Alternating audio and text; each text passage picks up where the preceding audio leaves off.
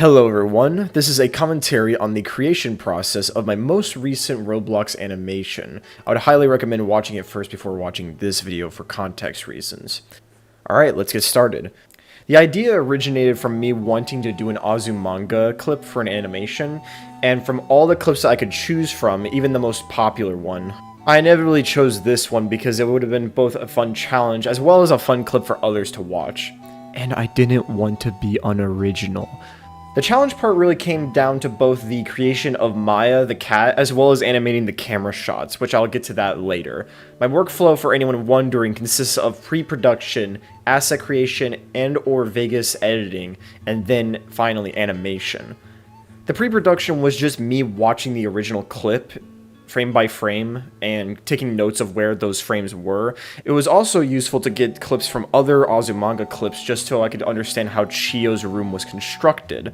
As you can see from this pure ref file, this contains all of the references that I used for the project, consisting of clips from the original clip that I was going to be using for the animation, as well as clips from other episodes of the room, and also clips of just the characters, and get a feel of as to what the characters would actually look like.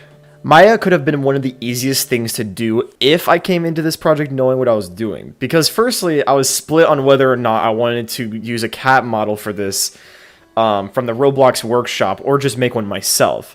Then I remembered when I made videos like this and thought, hey, Morph Magic was a thing on Roblox and it has a cat model, so why not have the cat be the model with just a retexture? Simple enough, right? Nope. I firstly had to go digging around for a Morph Magic script that would actually work, which none of them did in the Roblox toolkit. From there, I had to consult YouTube and eventually had to find a video with a working script, which took a long time, and this was the video that actually worked. So then from there, I dragged that script into Studio and used it on my character, and oh no. The tail was missing and the legs were extremely sharp. Originally, I didn't even notice the tail was gone until I went back after UVing the cat ears and then realized, wait, the tail is missing. The fix for this was just incredibly simple though. All I had to do was just change the size of the meshes and it would fit normally. I think what caused this issue was because of how Roblox dealt with meshes back then did not translate well to, how it does now. Anyways, I had the model, but it needed to be retextured. Before I could do that though, I needed to re-UV the meshes so the textures would layer properly. So to do that, I took it into Maya, ironic, and re-UV'd the entire mesh. But before I did that though, I firstly started with a head test just because I wanted to make sure that what I was doing was plausible and I wanted to approach it in a certain way. My first process when I was doing this was to UV it all in Maya first, and then move it over to Substance Painter to make a block out of the texture, which would then be brought into Procreate where I could freely draw on the texture and make the final render. Sounds simple, right? Well, it was, but it didn't work at all. Firstly, it didn't take into account the pixel density of the UV originally on the first head UV. Then I didn't even bother using my screen tablet to do the blockout in Substance Painter. Then I wasted time texturing it in Procreate just for the texture to be botched in the end. So I scrapped the Procreate idea completely and just textured it in Substance Painter. But before I did that though, I had to go back and fix the uneven pixel density on the UV. I also decided to bring in the other meshes so that I could paint them all at once.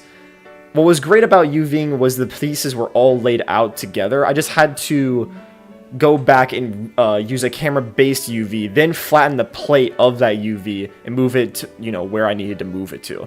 Except for the ears. The ears already had a UV laid out for them, but it wasn't what I was looking for. So I had to manually cut it. Also, I had to flip the faces on the mesh because the mesh was backface culling. By the way, did you know that this mesh was created by Roblox? Huh, weird. Anyways, once the UVs were done, I brought it into Substance Painter and textured each piece separately. This time I used a screen tablet and actually drew on it. The only problem I really ran into was that the arm and the tail, which for whatever reason, I don't know why, Substance Painter kept deeming them as the same UV, so I had to do those in separate projects. I also added the eyes just to make sure I was placing the face in the good spot. Once the textures were done, I exported them out and then imported them into Roblox. But first, I couldn't just apply the textures into the model I already had. I had to import the UV fixed meshes first and then lay them out accordingly to fix alongside the regular mesh. Which sounded simple enough, but when I imported the meshes, I got this problem. I don't know what was causing this issue other than having a humanoid part in a group somehow fixed the issue. If anyone knows what causes this issue and knows how to fix it, please let me know.